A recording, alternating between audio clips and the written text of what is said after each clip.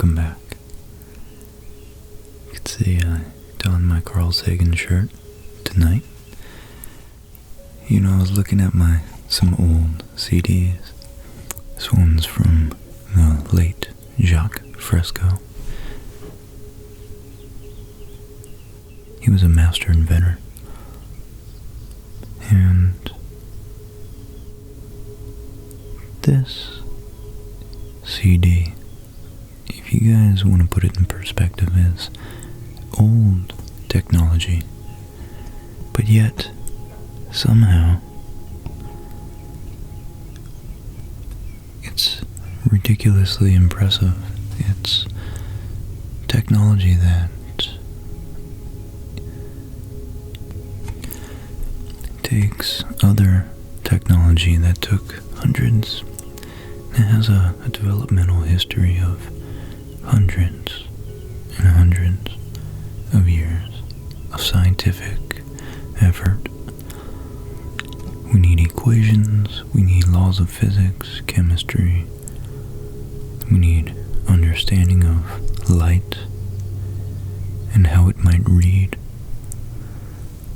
after it, of course, burns, dots, peaks and valleys into this surface.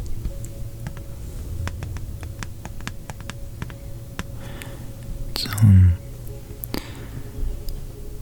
I guess relevant because we're looking at this book. And this book is the frontier. Well, it's representative of our urge to explore the frontiers of the physical unknown, what lies beyond our thinly veiled planet. Let's see, where are we at? It's Mercury. I think we got the sun. Well, I guess I didn't make it to Mercury last time. Cool. Okay.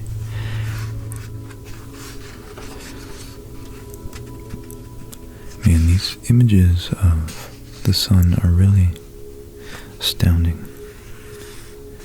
And they segued nicely from the sun to an image of Mercury passing along the sun's perimeter. But, you know, while we're looking at these pictures, I just want to emphasize how amazed I am at the technology that it takes to be able to capture an image like this. Well, like all these that we're going to be looking at today again. And, you know, it's one thing to look and be impressed by these pictures. It's another to understand the physics, seemingly impossible physics that goes behind them. You know, it's what they represent. So I just want to, you know, pay my proper respects to all the effort that it takes to actually reach a point. Let's try to position this right. Got some playing cards. Maybe I'll do a JoJo's ASMR roleplay soon. But I want to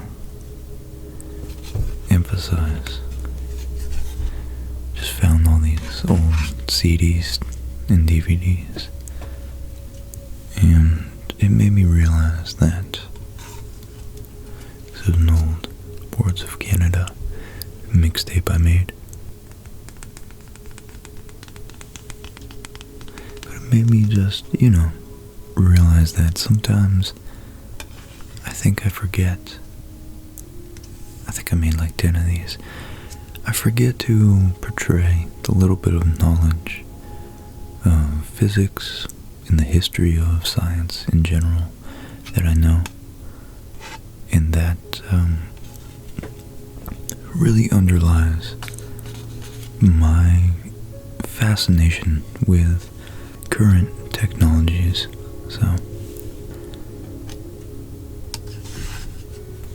here's an old disc that goes with a telescope I got at a garage sale. I forgot I had this CD. I love this. And the tropical island of Hawaii, which I'm pretty sure this picture was taken on, reminds me a lot of the lush climate of Jingmai Mountain, where my sponsor, Farmer Leaf, grows their teas, or most of them at least. You can see in the video there little clips of it. Their YouTube channel is really interesting too. And living in Florida, I actually live near a lot of agricultural land, and I really appreciate being, the work and dedication it takes to be a farmer. And I'm very proud to be sponsored by this company that has such a good philosophy about honesty, sustainability, and transparency, really. It's amazing how much detail they go into and how much care their tea production shows in their videos. So give Farmer Leaf one last look if you guys are interested in teas and supporting a great company. You got 10% off all their products if you enter code Let's Find Out. One word. Thanks again, Farmer Leaf. But anyways, we're inundated, and I thought this was a nice little segue, because we are inundated with technology. This phone right here, and this mouse,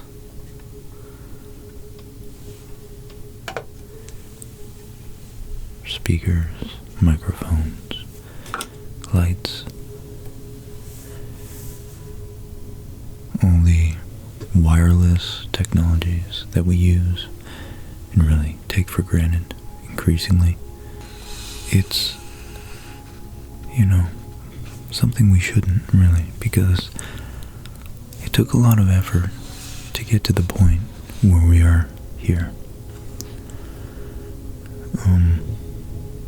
Anyways, I guess I wanted to put this book to its proper context, because nowadays, when we're flooded with CGI pictures,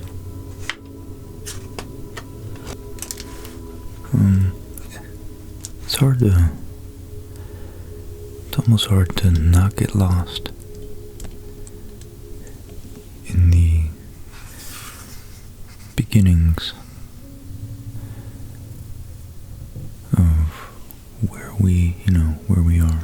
I think in 1,000 years, we're gonna seem like on the cusp. It'll be like we're living in the first decade or two after the Gutenberg printing press revolution, the invention of it. And people will be like, oh, good for them. Their collective greatness will be able to be finally manifest now that they have access to, the ability of literacy, and they don't have to go and listen to one preacher tell them the Bible. There's mass production of books and Bibles. That was the first mass-produced book. And they can read it for themselves and educate themselves. And I think that's the current era that we all live in. We're on the internet now, and we only have been for a couple decades, and the power that gives us is immense. So, sorry for dwelling on this one page forever. I guess I didn't skip forward because I wanted to read this, but I just want to, I just don't want to take for granted what we have, because it's really a beautiful time we live in, and it took a lot of effort, a lot of blood and sweat, a lot of lives lost, a lot of lives lost in a metaphorical sense of people not reaching their potential due to dogmatic ideas, suppressing science, and revolutionary ideas. And just like, technology was one of the huge reasons we were able to overcome tragedies like servitude and slavery and vassal states. Technology allowed us to liberate ourselves. We don't have to go to sleep when the sun sets anymore. We don't have to read by candlelight. We have AC. We don't have to work in the fields, or at least don't do the work that the machines can do for us. We don't have to do tedious calculations. And there's just so many ideas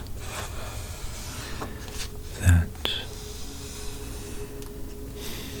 probably never saw the light of day because of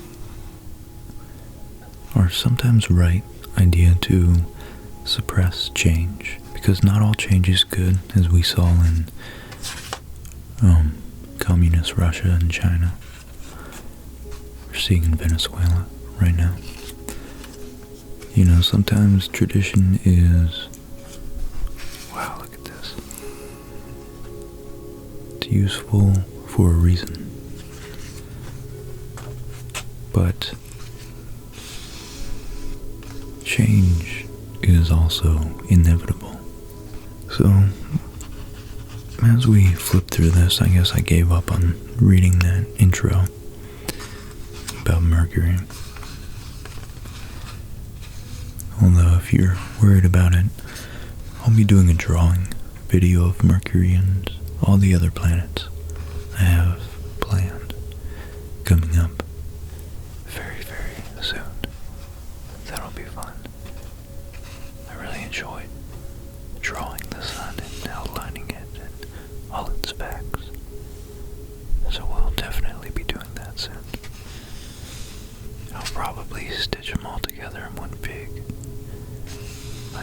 6-7 hour episode. I just love the idea that humanity is evolving. Here we are at Mars now.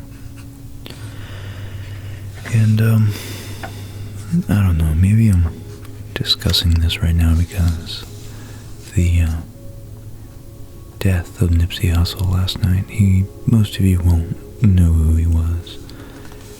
Even if you like hip-hop, he wasn't really a major star. But he was a Los Angeles, California rapper, and more importantly, the reason I liked him was because he taught self-reliance, independence.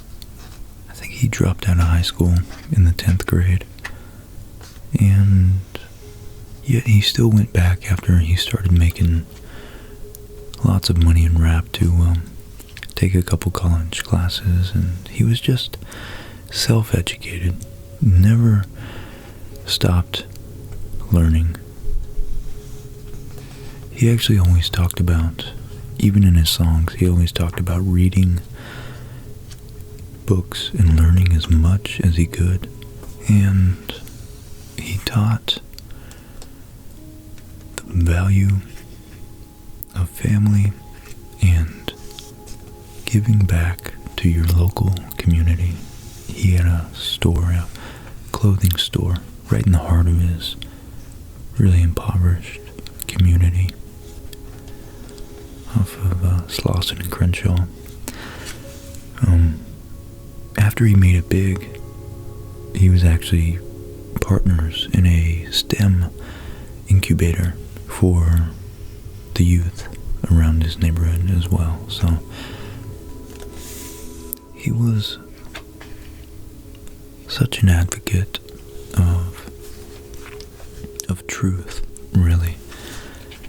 And that's relevant here because true speech, just wanting to know the truth, it's been argued is the core value in science, is truth at all costs. And that's what Galileo, Copernicus, Kepler, Giordano Bruno, they all wanted truth. And this is Mars's Valles Marineris, by the way. It's a huge chasm, many times wider and deeper than the Grand Canyon.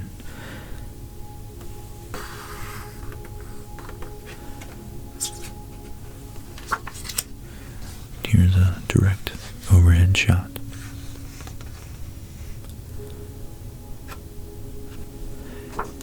So, I just want to pay my dues and my respects to the people in the world who the courage to speak the truth and, well, not only speak it, but search it, seek it out, find it, and relay it, communicate it back to other people in the world, and be a shining beacon of hope and a body that carried the feet of humanity one step closer to understanding reality. And I look at that as being akin to being more harmonious with the universe as a whole. And whether you want to call it an instinct that evolved, and whether you want to call it an instinct to search the unknown, or if you want to maybe give that a little more credit as a part of you, a part of us, to always want to seek out the unknown and explore as much of this world as we possibly can while we're here. And really just try to understand this world as best as we can while we're here. You know, for as much as some scientists would like to say that we understand about the universe, which is a lot, it really is, there's still the fundamental question of what is this place that we're in? You know, we know that it has a speed limit of the speed of light, which is something like 270,000 miles per second. We know that we're physically around a star, which is just a ball of really compressed atoms of mostly hydrogen being fused together. And when they get fused together, an exchange of charges and a release of a neutrino and positron and gamma rays allows the conservation of charges and mass and energy to occur, and this energy is what we see partially as light. And We're in a galaxy, a whirlpool of billions of these local sources of gravitationally caused local areas of nuclear explosions. And we know all this, and we know that there's billions of other island universes out there, reaching back all the way to 14 billion years ago. But we also live and experience causal phenomena. We experience a force and then a reaction. And so we want to know, what was the force, the initial impulse that our universe, the existence and expansion of our universe, was the result of? What was the origin? Where did all this material come from? And this is the collective set of questions, or question, that we all want to know the answer to. And that's not even to mention what we think chaos, or chaos, what we think consciousness is. Just like this little wisp of atmosphere on the surface of Mars right here, we notice consciousness. Freud and Carl Jung showed us it's just this thin veil on a broad, vast landscape of evolutionarily derived, grained, rooted emotions and drives and feelings and senses of purpose and meaning and motivations and instincts of pleasure and pain and love. And to me, maybe that's, of course we want to know what's out here, but maybe that, what's in here, is where we're going to find the most meaningful, the most interesting answers about our place in the universe. And so it's guys like Nipsey Hussle that go out there, stick their neck out, literally, physically, metaphorically, as well, to show us the way of how to live the fullest life you can. The most creative, the most revolutionary life, to become the most courageous, the most intelligent, the most wise, the most loving person you can be, to build yourself up so you can give back to your community. And we are all, whether we know it or not, a part of a product of our surroundings.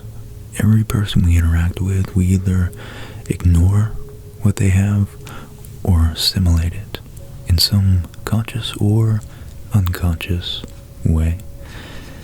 And it makes us who we are at the present moment.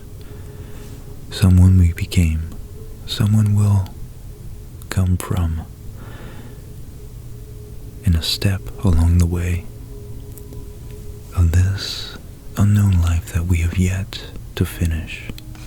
So let's appreciate the people who allowed us, who made the monumental revolutionary leaps to put us from the center of the universe to the center of our own universes, because we all are the most complex things we know. I love that idea. And your ability that you've been granted from billions of years of evolution that we so far understand means means that you have the ability to change the world for good or for bad. Do you want to leave it worse than when you came in? Or do you want to make it better? And when you look at it that way, history becomes much more interesting. Because then we realize that many people have made our lives worse. Many people chose the path of self-satisfaction, nihilism, of short-term pleasures at the expense of others. You had millionaires who were content to amass as much wealth as they could in their lifetime, not paying any mind to the impoverishment and bleak living conditions of those that their businesses created. Or then you have, on the other hand, you have people who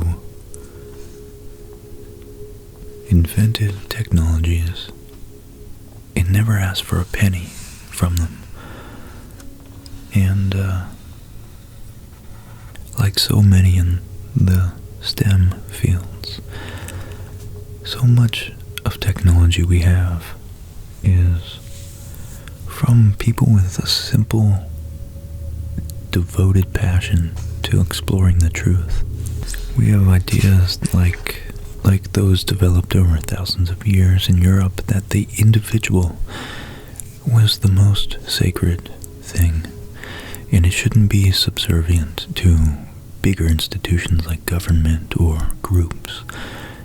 It's the individual that is the location of revolution and ideas that push our societies forward. Yet they can pull them down as well. And it's individuals that cooperate that are the most in harmony with reality. And you have ideas like this that emerged over thousands of years. And you have proponents of and carriers forth of these ideas that were great examples of people who fought so other people could live a life less shackled by blind faith in earthly objects and people. I think the idea that we all have a spark of divinity in us is awesome. And I'm not Christian per se, but I think the fundamental idea of the West that each individual is granted upon birth certain unalienable rights to life, liberty, and the pursuit of maybe not happiness, but meaning would be a better word.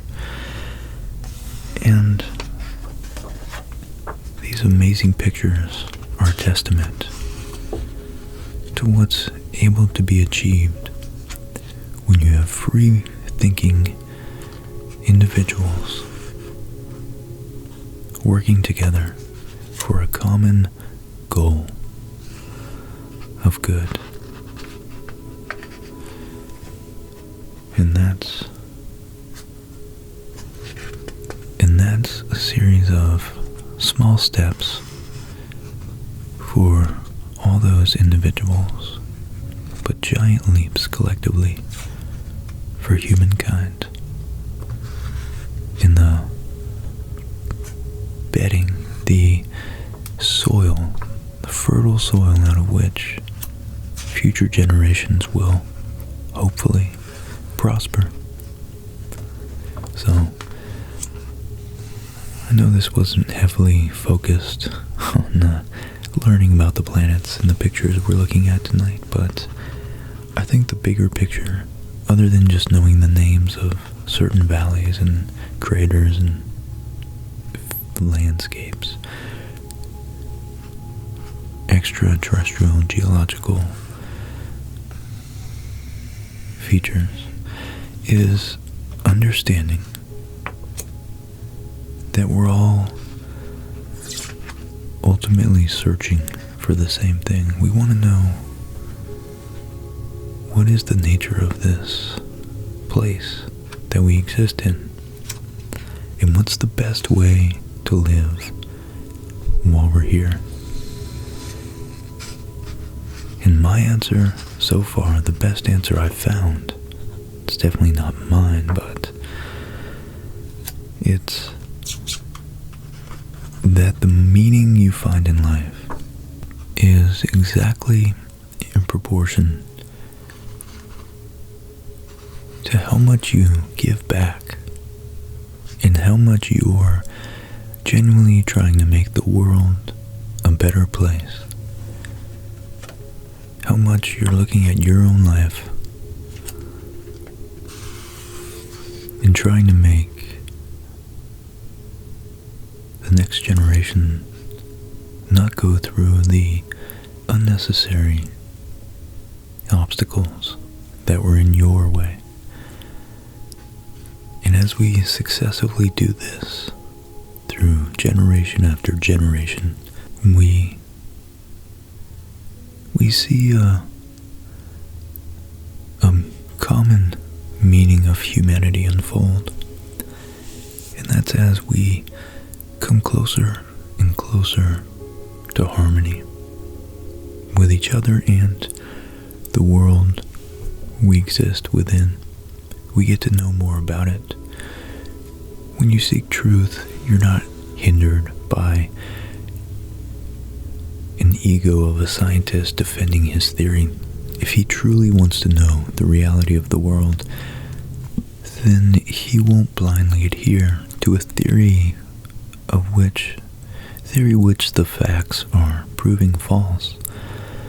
And the more you reach out and make connections in relationships with others in a genuinely humble, courageous way, the more meaning is going to flow into your life. I think really meaning comes from interacting with the unknown and being able to see what you can find out. Seeing what adventures are out there, because we don't know everything, and even when a genius, wise idea is gained from reality, it's often lost in the obscurity of books, or sometimes not ever recorded at all. And it dissipates in the minds and memories of generations. And I think when we come across great people with great and good ideas and honest, noble intentions, we need to hold those people up and support them like you'd want to be supported if you were in their place. So here's to all the courageous men and women in our history who have allowed us to explore the unknown and become better and be a race and be a species of animals on this blue and green rock orbiting around an obscure star at the corner of an average-sized galaxy in a not particularly special part of the observable universe. Here's to me and you, in the hopes that in our lifetimes we can make the world a little bit better than how we entered it. Sleep well, guys. So, this is my last sponsored video by Farmer Leaf, and I just want to thank them and give them one last special shout out and thank you for helping us out here. Their tea is great. I really respect the fact that they grow it and they're trying to cut out the middleman. They're trying to sell directly to me and you. And they're making quality teas in a sustainable way. And they're keeping an ancient tradition alive of the mindfulness of drinking tea. You know, speaking about the brain and how important, of course it's important to us, but it's really important to recognize what we can do to it with drugs, and caffeine is no exception. It is a drug in the most technical sense, but that's okay. I mean, some of us drink alcohol, some of us do other things, but a lot of us drink caffeine, and it's a drug in moderation that is a wonderful experience. It helps stimulate your mind. It helps you explore ideas that seem impossible or daunting. And it can help you become a better person. And that's what the beauty of being mindful and appreciating every moment of your life really brings.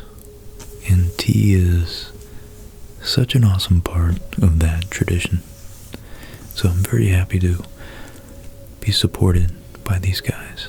Please give Farmer Leaf a visit. Enter code Let's Find Out for 10% off all their products. And even after the code expires, maybe consider giving them some support if you appreciate businesses like that. So, thanks for your time, guys, and I'll see you next time. Sleep well.